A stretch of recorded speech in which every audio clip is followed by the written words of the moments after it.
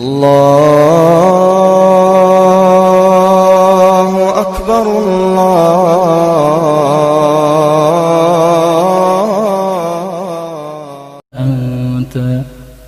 Bismillahirrahmanirrahim. Assalamualaikum warahmatullahi wabarakatuh. Alhamdulillahi rabbil alamin, alladzi khalaqal mauta wal hayata liyabluwakum ayyukum ahsanu amala wa huwal azizul ghafur. Allahumma shalli ala Muhammadin wa ala alihi wa ashabihi ajma'in. Umar bin Khattab radhiyallahu anhu berkata, hasibu anfusakum qabla an tuhasabu. Hisablah dirimu, hasibu anfusakum qabla an tuhasabu, sebelum engkau dihisab. Jadi hadirin, ada hal yang sangat penting yang harus kita lakukan adalah kita menyadari suatu saat kita akan dihisab. Nah, supaya hisab kita selamat, maka kita harus membiasakan menghisab diri, yaitu menghitung diri kita sendiri sebelum menghadapi perhitungan kelak. Pagi ini akan ke rumah sakit Edelweiss, nama yang sangat indah. Insya Allah rumah sakitnya juga rumah sakit yang indah, ini rumah sakit baru. Insya Allah nanti teman-teman bisa ikut mengikuti lewat Facebook atau media sosial, mau mencoba live melihat rumah sakit. Insya Allah rumah sakit ini sangat bernuansa Islami. Mau apa ke sana? Karena ini juga dibangun oleh sahabat saya dan kawan-kawannya, yaitu Ustadz Abu Syauki. Juga ke sana akan menghisab diri, yaitu general check up. Mau dicek tubuh ini, darah, air seni, jantung, toraks dan sebagainya. Berhubung sudah waktunya diperiksa ulang. Untuk apa diperiksa semua ini? Untuk mengetahui bibit-bibit penyakit yang mungkin sudah ada, belum nampak di permukaan, tapi potensinya sudah ada. Karena tidak semua bisa dilihat secara kasat mata, bagaimana darah, komposisi darah dan sebagainya. Nah, itulah general check up. Tapi orang banyak yang serius untuk mengetahui penyakit lahir, tapi tidak terlalu serius untuk mengetahui penyakit hati. Seharusnya kita juga punya perangkat untuk general check up penyakit hati. Kalau penyakit lahir ketemu, diobati, atau yang tidak ketemu, tidak diobati, ujungnya sama, yaitu mati dan selesai tubuh ini. Yang diobati juga pada waktunya mati, yang tidak ketahuan penyakit pada waktunya mati dan selesai, tubuh ini sudah selesai. Dikubur, tubuh ini sudah beda urusannya, sudah tidak lagi bisa berbuat sesuatu, sudah selesai tubuh. Jadi general check up, ketahuan apa calon penyakit atau potensi penyakit, segera di treatment, diobati, mungkin sembuh, mungkin tidak sembuh. Ada juga yang tidak tidak dicek, kena penyakit, dan ujungnya sama itu, pada waktunya mati ya. Jadi untuk apa dong kita general check up? Ya ikhtiar, ihris ala ma yanfa'uk, bersungguh-sungguhlah dengan apa yang bermanfaat bagimu. Karena kita meminta sehat, maka kita ingin tahu bagaimana syariatnya sehat, periksa, tidak apa-apa. Perkara mati itu ketentuan Allah, tapi perkara ikhtiar yang benar dengan niat benar adalah amal soleh kita. Tapi ikhtiar untuk mencari tahu penyakit hati ini lebih penting. Mengapa? Karena kalau penyakit hati ada pada diri kita, tidak kita periksa, tidak kita obati, maka di dunia ini pasti sengsara, mati su'ul khotimah, dikubur tersiksa, hisab celaka, di akhirat na'udzubillah bisa masuk neraka. Jadi penyakit hati ini jauh lebih panjang penderitaannya, lebih berbahaya dibanding penyakit lahir yang berakhir ketika kita mati. Tapi penyakit hati mati tidak berakhir penderitaannya, ada kubur, ada yaumal hisab, ada akhirat. Maka penting bagi kita punya rumah sakit atau klinik atau laboratorium pendeteksi penyakit hati. Setuju? Masalahnya adalah orang itu tidak suka kalau dirinya dianggap berpenyakit hati. Bedanya orang penyakit lahir dengan penyakit hati, kalau penyakit lahir dia ngaku, dia ingin sembuh, dia mau diobati, bahkan mau bayar supaya sembuh. Kalau penyakit hati dia tidak ngaku, diberitahu juga marah, apalagi diobati. Ini dia bahayanya penyakit hati itu. Jadi harus bagaimana sekarang ya, bagi orang-orang yang memang punya target ingin masuk surga ya, wajib, karena berjumpa dengan Allah. A'udzubillahi minasyaitonirrajim. Yauma la yanfa'u malu wala banun illa man atallaha biqalbin salim. Ingat hari tiada manfaat harta dan anak-anakmu kecuali orang yang menghadap Allah biqalbin salim, dengan hati yang sehat, selamat, fit, bersih. Nah rekan-rekan sekalian, jadi kalau ingin jadi ahli surga, qalbun salim. Kalau ingin di dunia bahagia, qalbun salim. Kalau ingin husnul khotimah, qalbun salim. Kalau ingin amalnya diterima Allah, qalbun salim. Kalau ingin masuk surga, qalbun salim. Kalau ingin berjumpa dengan Allah Subhanahu wa ta'ala, qalbun salim. Maka penting bagi kita untuk meneliti penyakit hati kita. Adakah pendeteksi awalnya penyakit hati? Ada. Jadi pendeteksi utamanya adalah galau. Galau itu pun ada galau baik, ada galau yang tidak baik ya. Kalau baik itu galau yang bagaimana? Ya galau ingat dosa. Saya tuh banyak dosa, takut mati dalam keadaan dosa. Nah ini galau baik. Tapi kalau galau baik itu ada lanjutannya, yaitu tobat. Saya takut amal saya tidak diterima.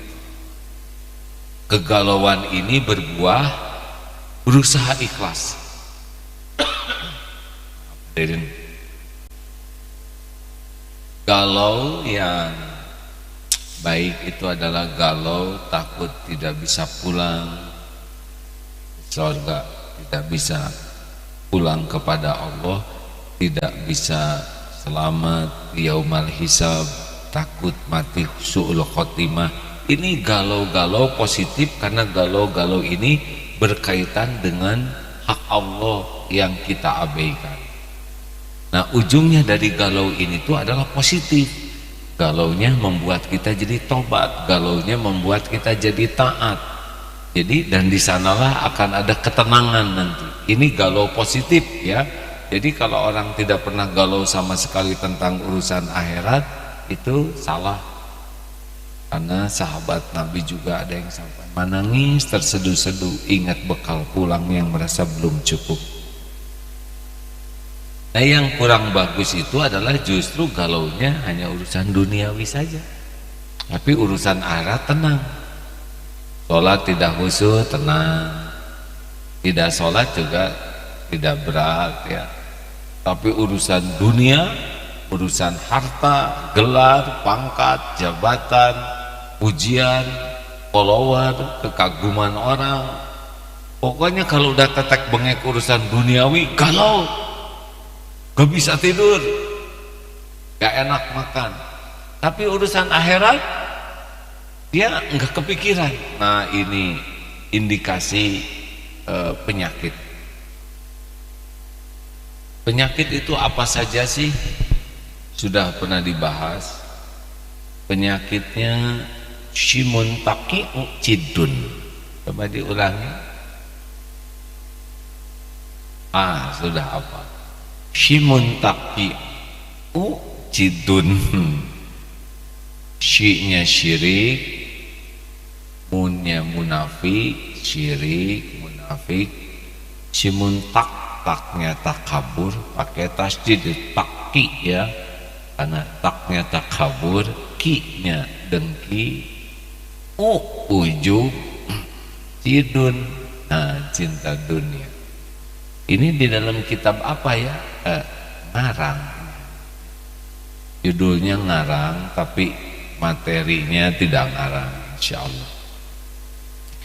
Jadi bagaimana nih sekarang kita general check up-nya? Yaitu periksa saja sekarang. Yang pertama adalah siapa dan apa yang paling memenuhi pikiran, memenuhi hati, yang paling banyak disebut apa nih?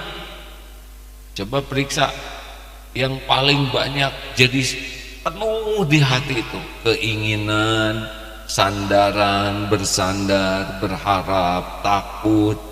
Apa nih yang memenuhi pikiran, memenuhi hati? Dari banyak waktu sampai sholat juga dipenuhi itu oleh pikiran itu. Terus apa yang paling sering kita obrolkan, yang paling kita sebut itu apa? Karena ini akan bisa mendeteksi seseorang. Karena orang sudah mencintai sesuatu, dia akan jadi budak sesuatu, hamba sesuatu.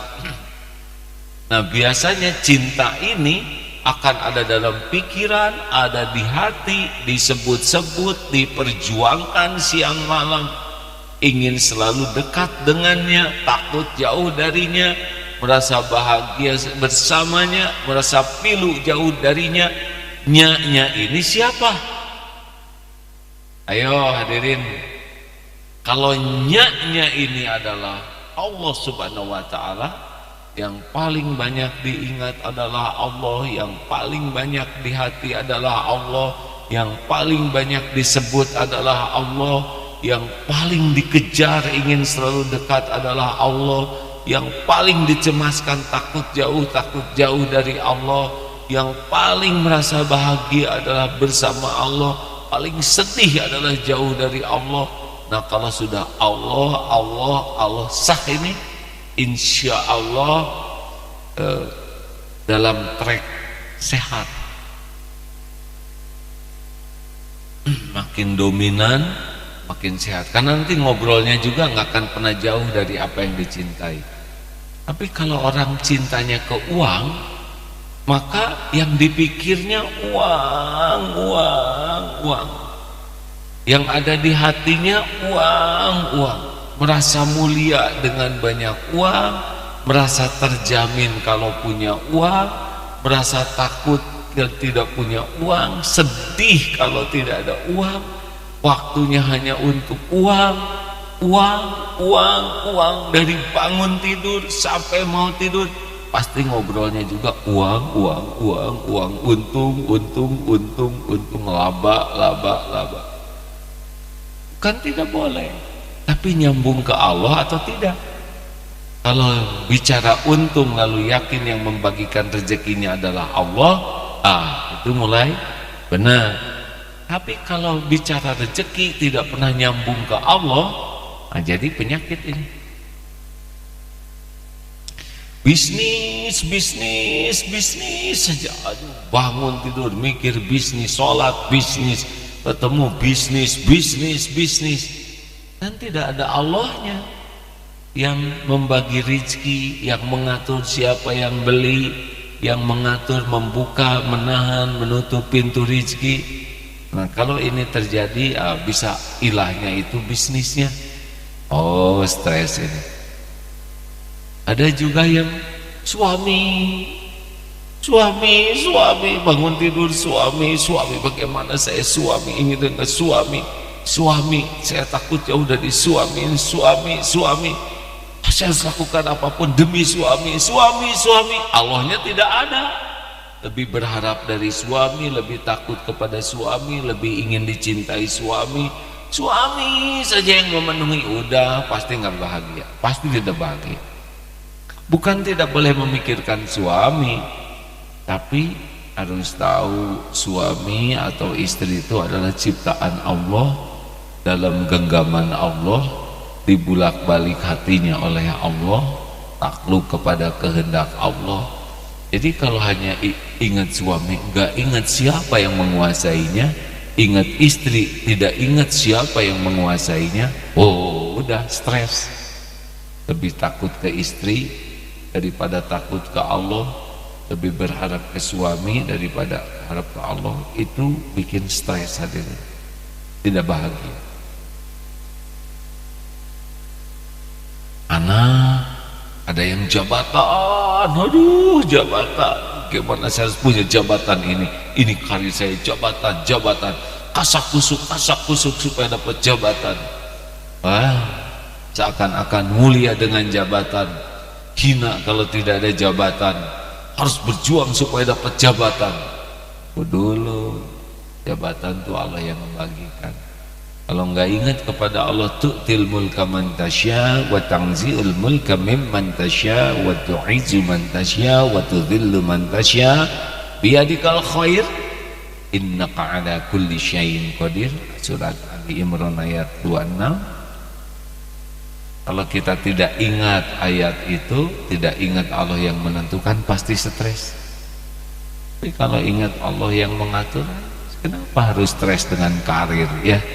Sempurnakan apa yang bisa dilakukan.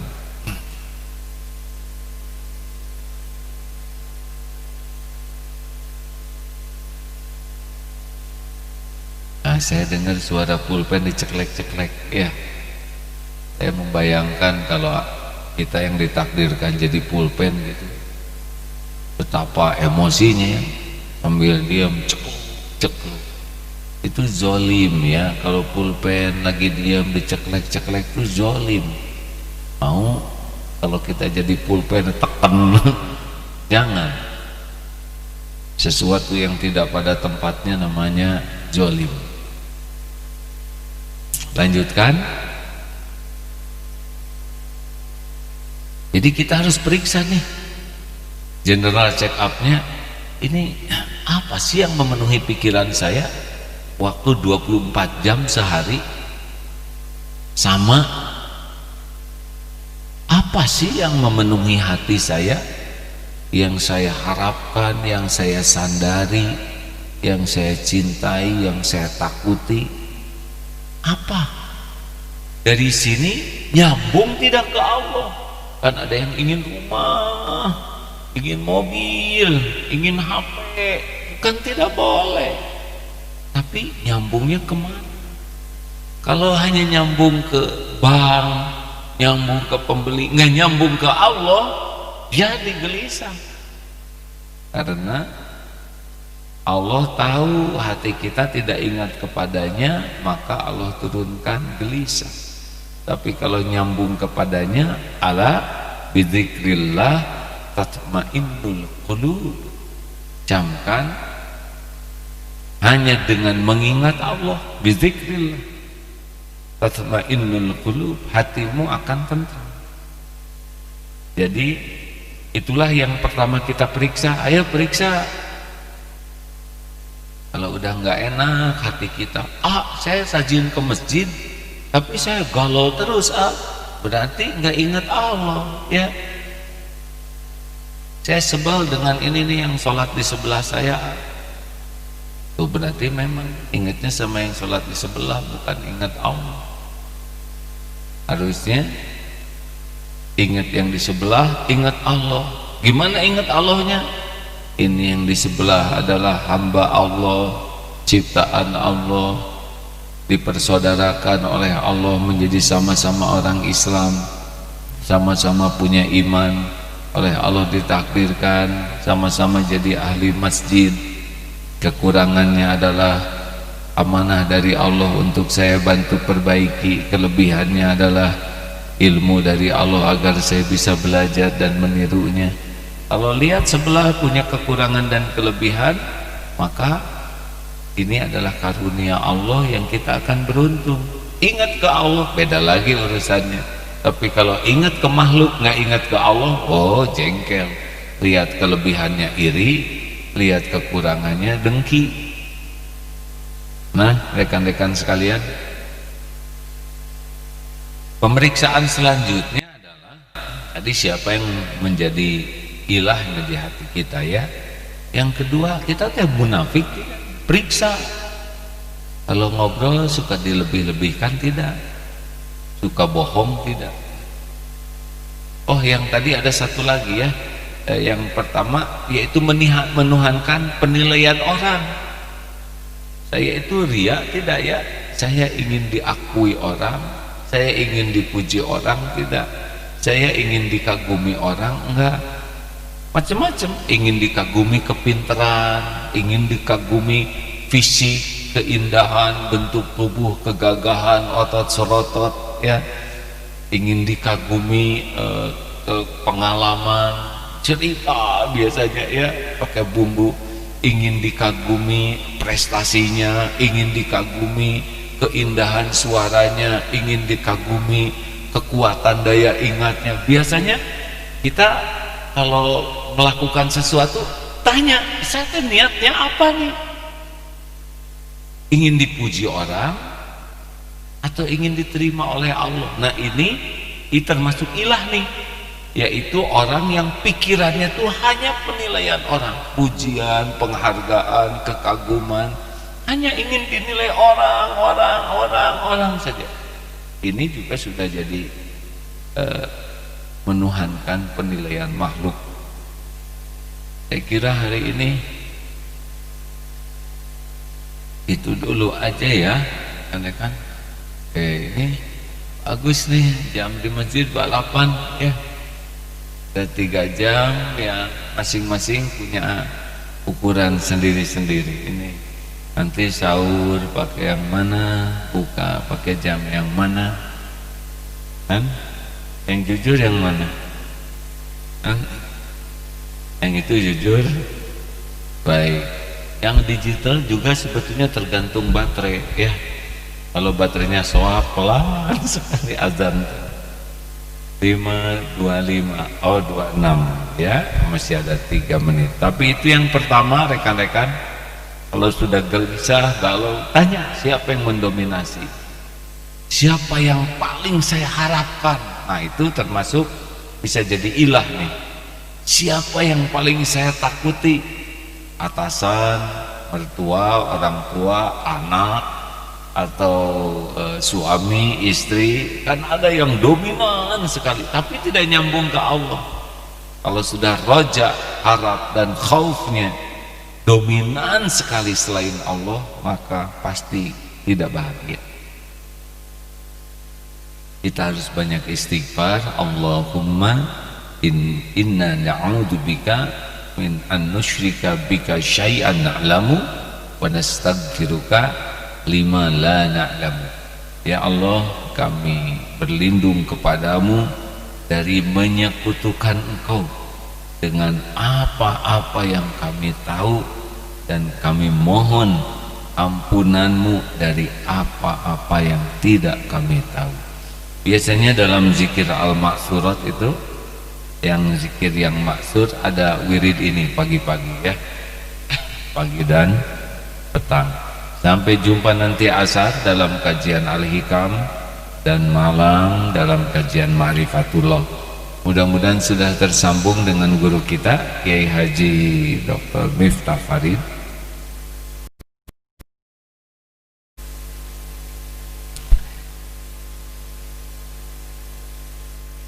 Alhamdulillah. Bagaimana? Karena ada kendala teknis di radio, mungkin langsung lewat internet ya. Pak Miftah dipersilakan. Biasanya kita bisa berdialog, tapi ternyata ada kendala teknis. Insyaallah semoga Bapak disehatkan Allah, termasuk keluarga, keturunan, lahir batin, dan dikaruniakan istiqomah dalam iman, dalam Islam, dalam amal soleh, dan semoga dilindungi oleh Allah dari wabah, fitnah, bala, musibah, juga semua yang mengaminkannya ya. Amin ya rabbal alamin. Demikian sahabatku sekalian, subhanakallahumma bihamdik asyhadu alla ilaha illa anta astaghfiruka wa atubu ilaik. Assalamualaikum warahmatullahi wabarakatuh.